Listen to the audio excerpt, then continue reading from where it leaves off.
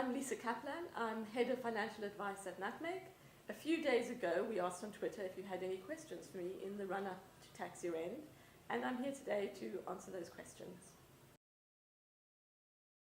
There are some allowances which don't roll over. So your ISA allowance, it's just gone and you have to come back again next year and use next year's allowance.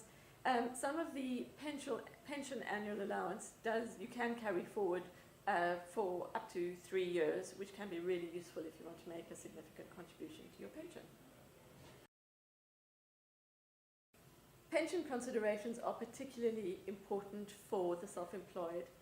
Employed people are covered by auto-enrollment and their employers are required to contribute to their pension with them.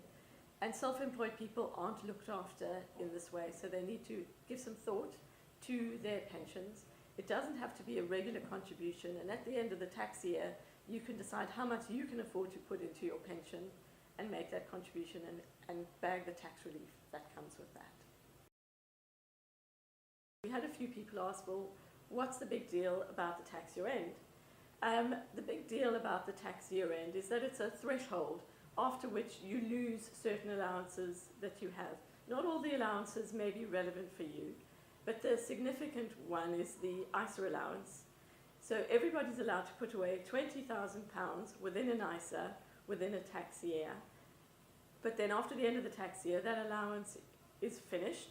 You do get an allowance the following year, but if you haven't bagged your allowance for this year, it's gone. And over time, those allowances all accumulate. And the saving that you put in an ISA, if it's saving and the interest would be tax-free, if you invest it, then any dividends or any interest that you get is also tax-free and you don't have to put it on your tax return, and that's great. And also, one day when you use the money and you take the investments out of the ISA, there should be capital gains, and normally those are taxable as well, but if you've accumulated that money in an ISA, there's no tax to pay. So these things can really make a difference to the value of the money that you get in your pocket at the end of the day. Thanks for your questions. They're always very interesting. We'll be doing this again in the future, so if you have any questions, just let us know by our usual social media channels.